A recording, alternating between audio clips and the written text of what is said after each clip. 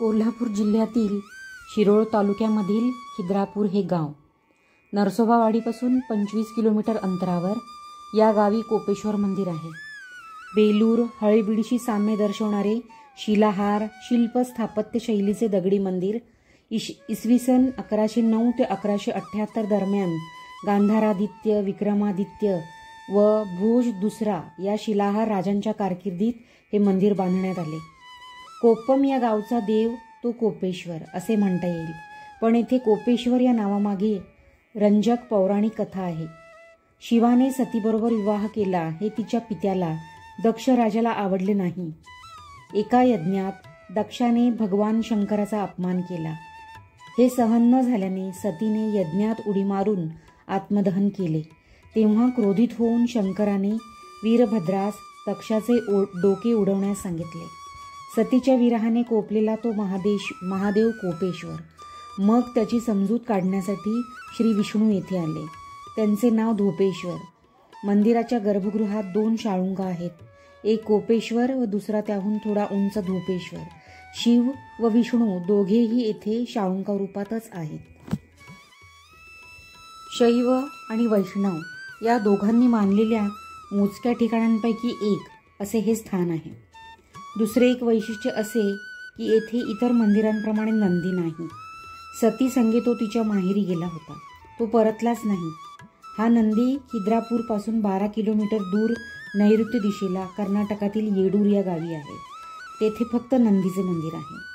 खिद्रापूर येथील कोपेश्वर मंदिर पूर्व दिशेला तोंड करून आहे आणि येडूर येथील नंदीच्या मंदिरातील नंदी पश्चिमेस तोंड करून बसला आहे. खिद्रापूर हे प्राचीन काळात कोप्पम या नावाने ओळखले जायचे. प्रसिद्ध युद्धभूमी म्हणून हे स्थळ ओळखले जायचे. आपण कोपेश्वर मंदिरात प्रवेश करतो तो मंडप स्वर्ग मंडप म्हणून ओळखला जातो. मुख्य मंडपापासून काहीसा विलग खुला. या मंडपाला छत नाही. 48 खांबांवर तोललेल्या या मंडपाला छताच्या जागी मधोमध वर्तुळाकार मोकळी जागा. या आकाश गवाक्षाच्या नेमकी खाली गुळगुळीत काळ्या दगडाची रंगशिळा आहे. एका मोठ्या अखंड शिळेवर 48 खांबांच्या आधाराने स्वर्गमंडपाचे गोल छत उभे केले आहे. अशी दुसरी स्थापत्य रचना माझ्या ऐकण्यात नाही. या मंडपातील दगडाची चकाकी गुळगुळीतपणा लगेच लक्षात येते. येथील प्रत्येक खांबावरील कोरीव काम पाहत राहावे असे आहे.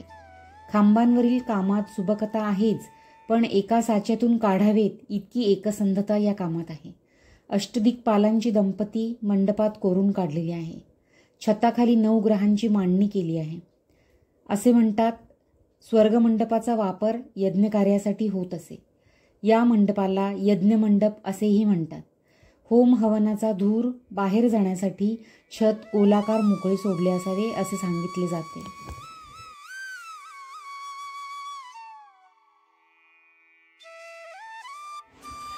कोपेश्वर मंदिरातील मुख्य गर्भगृहात श्री कोपेश्वर आणि श्री धोपेश्वर विराजमान आहेत.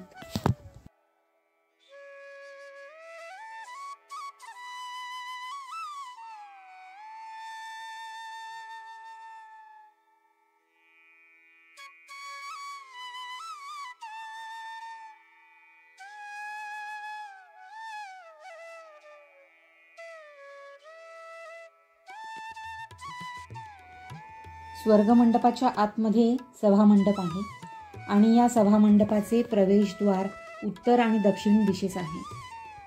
प्रवेशद्वाराच्या दोन्ही बाजूला एक स्तंभ आहे. सभामंडपाच्या मधल्या भागाच्या बाजूस 20 चौकोनी आकाराचे स्तंभ आहेत. सभामंडपाच्या दोन्ही बाजूंना प्रकाश येण्यासाठी खिडक्या आहेत. मंडपाच्या आतल्या भागात जाताना प्रवेशद्वाराच्या दोन्ही बाजूला द्वारपालाच्या मूर्ती आहेत. गर्भगृहात 2 शिवलिंगे आहेत. सभामंडपातील नक्षीदार दरवाजे आणि त्या जाळ्यांवर कोरलेले हत्ती अधिकच सुंदर आहेत.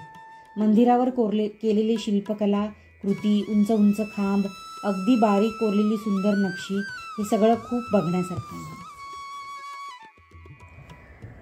या स्वर्गमंडपाचे आणखी एक वैशिष्ट्य म्हणजे कार्तिकी पौर्णिमेला आपल्याला चंद्र बरोबर मध्यभागी बघायला मिळतो. दरवाजाच्या पायथ्याशी दोन्ही बाजूला 5-5 द्वारपाल आहेत.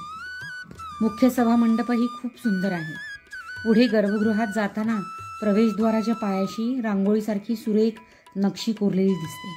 गर्भगृह जरासे अंधारे आहे, परंतु डोळे सरावल्यानंतर आतमध्येही सुंदर मूर्ती आहेत असे लक्षात येते. या सर्व मूर्तींमध्ये त्यांचा आकार, प्रमाणबद्धता विशेष उठून दिसतात.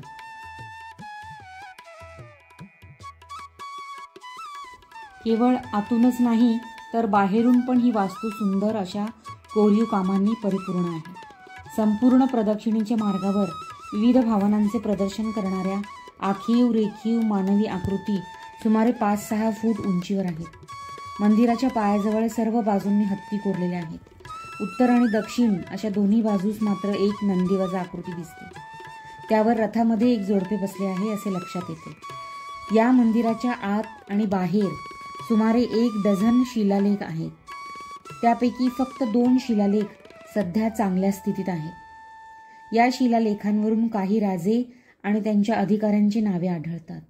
एक वगळता हे सर्व शिलालेख कन्नड भाषेत आणि लिपीत आहेत. संस्कृत भाषेतील एकमेव देवनागरी शिलालेख राजा सिंघन दुसरा याचा आहे आणि मंदिराच्या प्रवेशद्वाराजवळील बाहेरील भिंतीवर आहे.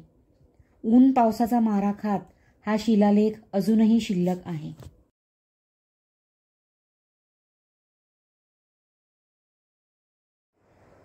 हे मखरमुख आहे.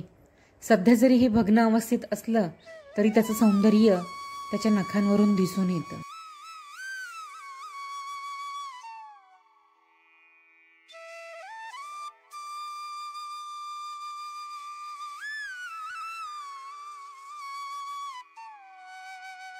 मंदिराच्या बाह्य बाजूच्या जंगा भाग, देवकोष्ठे आणि अधिष्ठानाच्या थरावर वेगवेगळी आकृती शिल्पे आहेत. या मंदिरावरील सुरसुंदरी शिल्पे विशेष प्रसिद्ध आहेत. गजथरावर मोठ्या आकाराचे हत्ती असून या हत्तींच्या पाठीवर वेगवेगळ्या देवदेवतांची शिल्पे आहेत. भद्रावरील देवकोष्ठात बैल असून त्यावर शक्तीसह शिव आरूढ झाला आहे. मंडोवरावर नायिका, विष्णूचे अवतार, चामुंडा, गणेश व दुर्गा यांची शिल्पे आहेत. या मंदिराच्या परिसरात काही विरगळ देखील पाहायला मिळतात.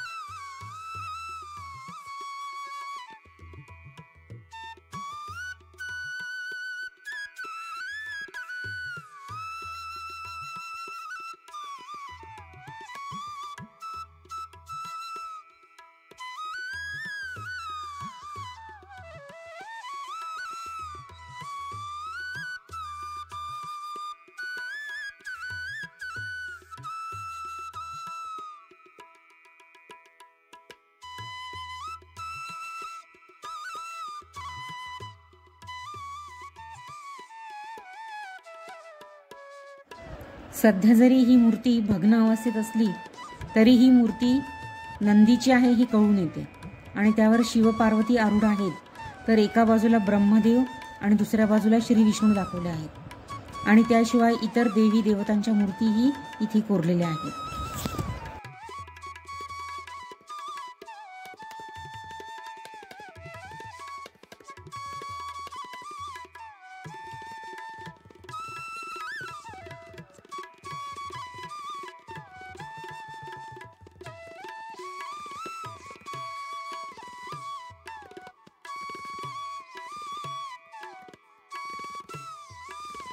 इथे सुद्धा नंदीवर शिव आणि पार्वती आरूढ आहेत.